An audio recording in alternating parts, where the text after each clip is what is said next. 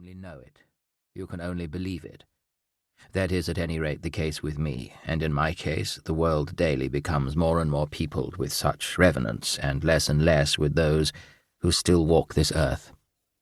It is only yesterday that I read of the death of another human being who will for the rest of time have for me that effect. That person died thousands of miles away, and yesterday it would have astonished me if she had walked into my room here in New York. Today it would no longer. It would have the aspect of the simplest thing in the world. So then for me it is with Tietjens.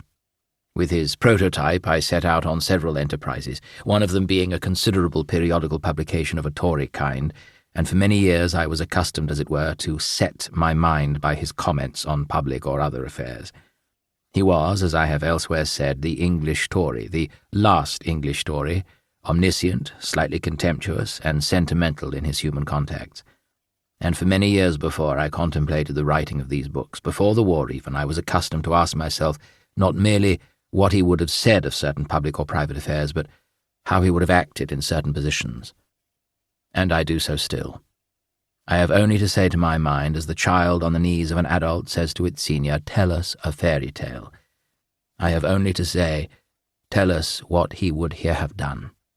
And at once he is there. So you see, I cannot tell you the end of Tietjens, for he will end only when I am beyond pens and paper. For me, at this moment, he is, oddly enough, in Avignon, rather disappointed in the quality of the Louis XVI furniture that he has found there, and seated in front of the Taverne Riche. Under the planes he is finding his Harris tweeds oppressive. Perhaps he is even mopping the whitish brow under his silver-streaked hair, and I have a strong itch to write to him that if he wants to find Louis XIII stuff of the most admirable, perfectly fabulous armoire and chests for almost nothing, he should go westward into the Limousin to... But nothing shall make me here write that name. And so he will go jogging along with ups and downs and plenty of worries and some satisfaction, the Tory Englishman running his head perhaps against fewer walls, perhaps against more, until I myself cease from those pursuits. Perhaps he will go on even longer if you, as marraine, succeed in conferring upon these works that longevity. But out and alas, now you can never write about me again, for it would, wouldn't it, look too much like you scratch my back and I'll scratch yours. So don't write about Tietjens. Write your own projections of the lives around you in terms of your delicate and fierce art. Then you will find me still more, your grateful and obedient F.M.F. New York, October 13th, 1927. Part 1. Chapter 1. He lay staring at the withy binders of his thatch.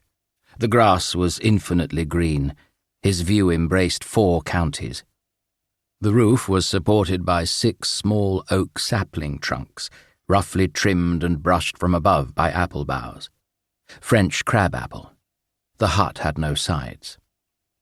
The Italian proverb says, "He who allows the boughs of trees to spread above his roof invites the doctor daily." Words to that effect. He would have grinned, but that might have been seen. For a man who never moved, his face was singularly walnut-coloured. His head, indenting the skim-milk white of the pillows, should have been a gypsy's, the dark, silvered hair cut extremely close, the whole face very carefully shaven and completely immobile. The eyes moved, however, with unusual vivacity, all the life of the man being concentrated in them and their lids. Down the path that had been cut in swathes from the knee-high grass and came from the stable to the hut, a heavy, elderly peasant rolled in his gait. His over-long, hairy arms swung as if he needed an axe or a log or a full sack to make him a complete man. He was broad-beamed in cord breeches, very tight in the buttock. He wore black leggings, an unbuttoned blue waistcoat, a striped flannel shirt open at the perspiring neck, and a square high hat of black felt. He said, "Want to be shifted?" The man in the bed closed his eyelids slowly. "Have a drop of cider?" The other again similarly closed his eyes. The standing man supported himself with an immense hand, gorilla-like, by one of the oaken posts.